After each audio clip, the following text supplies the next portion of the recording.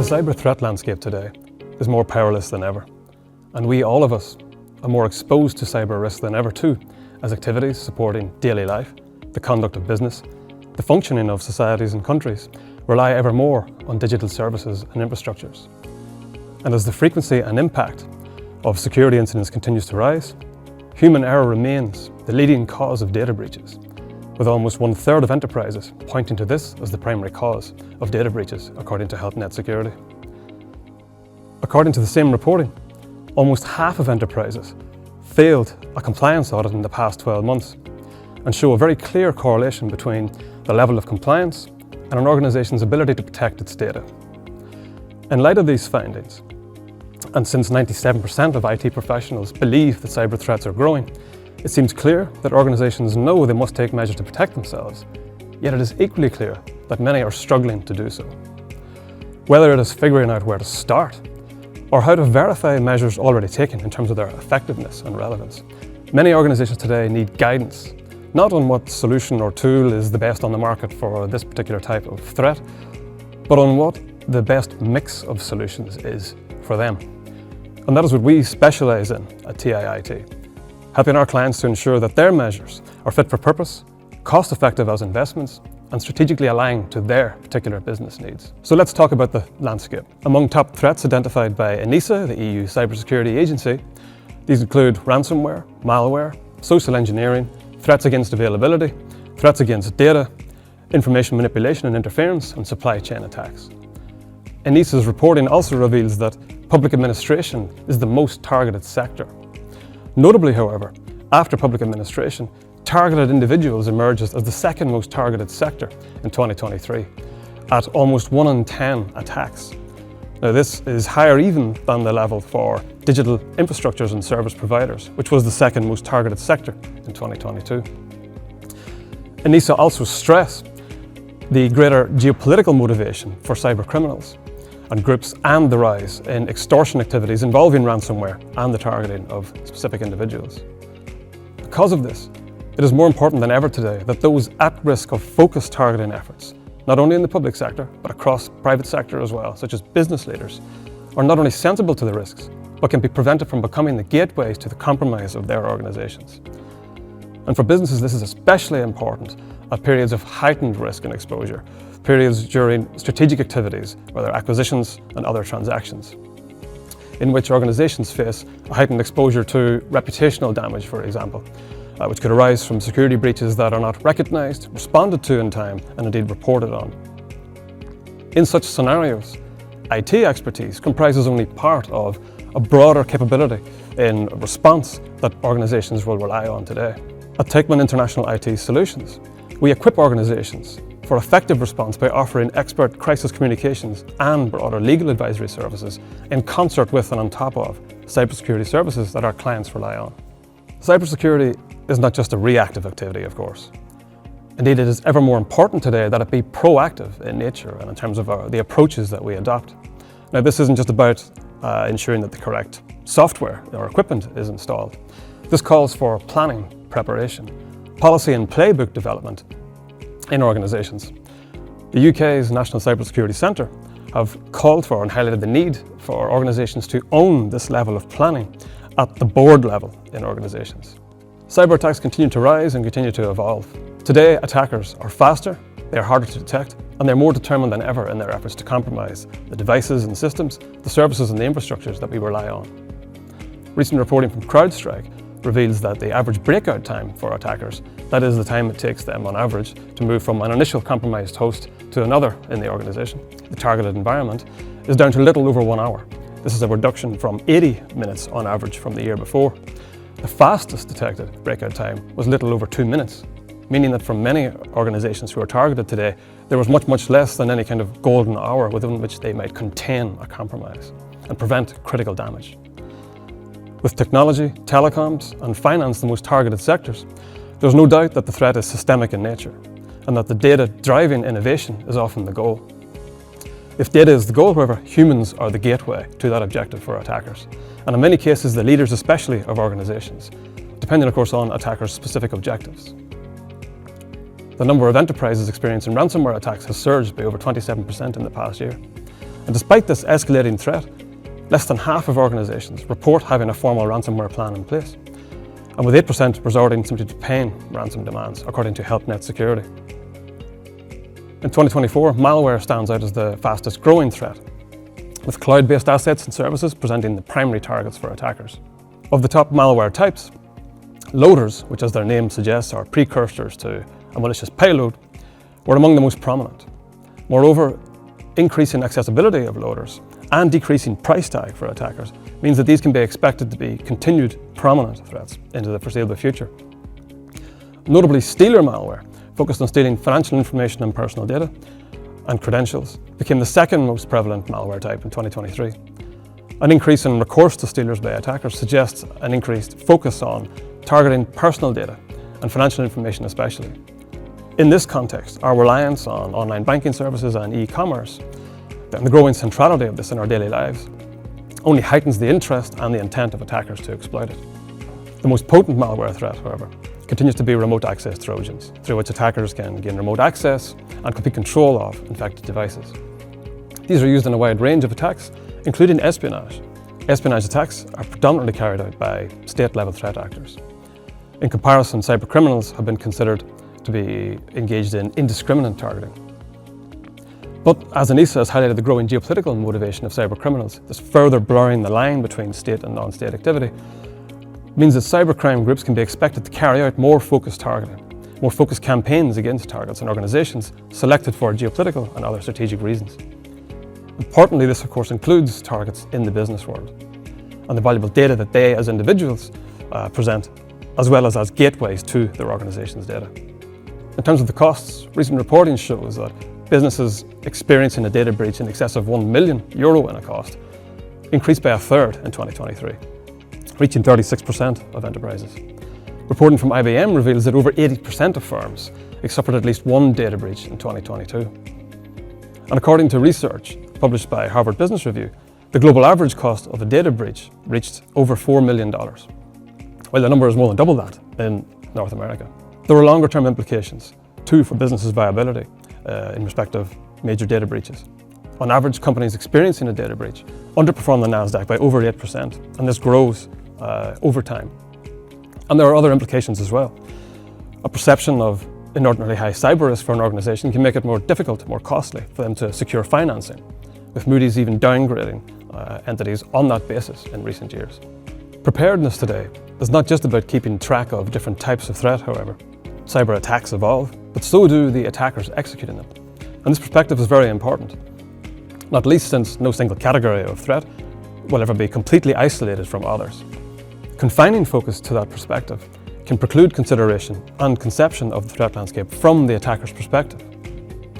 After all, attackers don't think in terms of protocols, they think in terms of access. And when it comes to access, your risk profile as an executive, as a consumer, as a public official will vary not only from organisation to organisation, but over time and across different contexts of activity for your organisation. And this is what we specialise in at Teichmann International IT Solutions. Modelling risk framed by attacker behaviour, enabling optimised risk mitigation, management and meaningful assurance for our clients.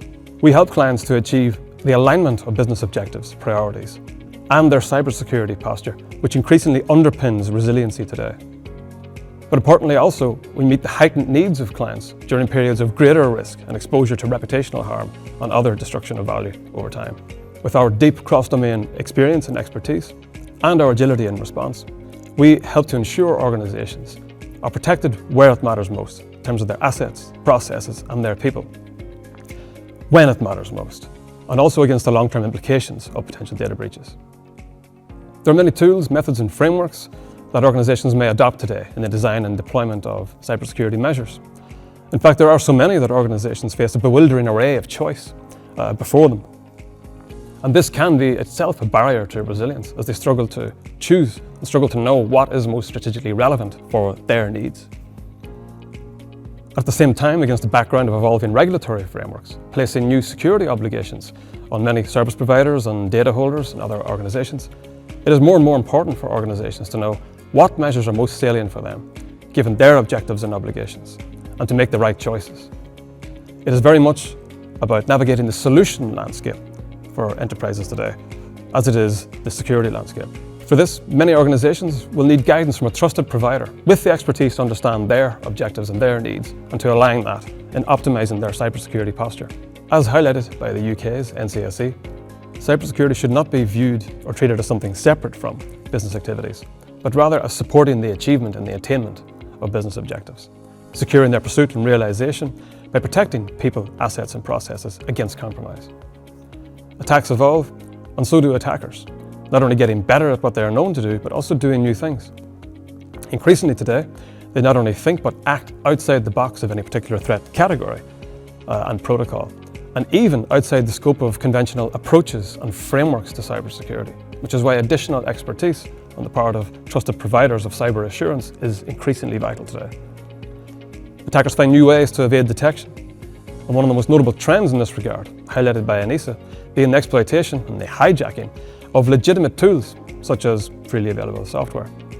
The idea in using software that is commonly found on many systems is that it makes it more difficult for malicious activities to be detected in the first place, and also, by allowing attackers to hide their hand, as it were, makes attribution more challenging. Identification of the actual threat actor behind the activity, even once found. It merits remarking in this regard that above 50% of attacks identified by ANISA in 2023 were not attributed and could not be attributed to any known or specific actor. A notable aspect of this trend in exploitation of legitimate tools is the growing use of same for command and control purposes. Such exploitation is not confined to tools, however. We must also consider the potential for exploitation and hijacking in similar ways of services. Indeed, we must expect advanced attack groups to find ways to achieve this, not just outside the box of conventional tools, but beyond the scope of approaches to IT security. Recent reporting on a prominent threat group, tracked for several years by multiple cyber threat intelligence providers worldwide, was revealed to have used mobile network signaling infrastructure to mask command and control traffic. This discovery is remarkable for numerous reasons, but most notably perhaps, it marks a watershed moment in the convergence of attack surfaces, infrastructures and technologies that can be exploited within the scope of a single attack today. And this is the kind of risk that we need to be thinking about to protect our strategic assets. Note that no single analytical framework today covers this kind of attack, nor can any single framework capture it or protect against it. Another emerging trend for 2024, highlighted by reporting from the Hacker News, is the use of so-called networkless attacks, targeting cloud applications and identities through which threat actors can complete their compromise of targeted organizations without touching endpoints or networks and systems. The great enablers for this have been the shift to cloud, generally, and the advent of software as a service, and the way this has revolutionized the structure of company networks, and the location of core business systems and data especially, often in hybrid deployments of on-premise cloud and software as a service services. It is not unusual today for hundreds of SaaS applications to be used across business functions. And since the link between the cloud and these applications is user identity, organizations use the services of an identity provider, offering multiple ways to sign in and authentication. But this can lead, in effect, to the creation of multiple identities for a single account, and a potential blind spot for organizations where it enables users to avoid using single sign-on or multi-factor authentication. In fact, only 1/3 of such applications even support single sign-on provision today, part of the significant gaps that persist in security controls for cloud-based applications.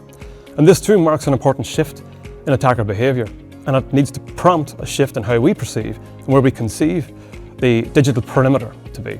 As identity is no longer bound to specific endpoints or devices, the challenge faced by security teams in preventing unauthorized access is much greater than before. Identity is now so dispersed that in many ways it is the new attack surface, to quote from the Hacker News. Innovation by attackers is not confined to new technologies, however, as counterintuitive as that may sound. And this is what David Rogers, chair of the GSMA Fraud and Security Group, refers to as the Janus problem in mobile network security. This refers to the dual imperatives today to look both back at legacy technologies, even as we look forward to securing future networks. Crucially, looking back is not a matter of considering old attacks, nor is it confined to consideration of spyware. Legacy technologies providing interconnection for mobile networks, for example, used in 2G up to 5G networks, not only present security risks in the form of long-known vulnerabilities, they also continue to prove fertile ground for the development of new attack techniques. That is for threat actors with the requisite expertise and capability to execute them. The level of capability involved, the complexity and cost, make this kind of attack the preserve of state-level threat actors. And this is borne out by public-facing assessment published by the Centre for Cybersecurity in Denmark, for example, which identifies the exploitation of mobile telecom signaling infrastructure as a state-level threat for espionage purposes. Now, there was comparatively little reporting publicly available on this kind of threat, on the type of techniques used, on the attackers, and most of all on the victims. However, it is sufficient for us to add this to the paradigm, not only of state threat actor targeting, but the risk to individuals at risk of specific focused targeting campaigns in public and private sectors. Individuals presenting strategic targeting value to attackers, whether as gateways to their organization's data or as targets in their own right, are exposed to an ever-widening array of attack vectors, which cannot be covered by any single framework or approach, certainly by no single off-the-shelf tool or solution. To be sure, for organizations, getting the basics right goes a long way, and hence there is an abundance of guidance released by national cybersecurity centres worldwide to that end. And they provide very, very important guidance and are powerful enablers for organisations just striving for resilience.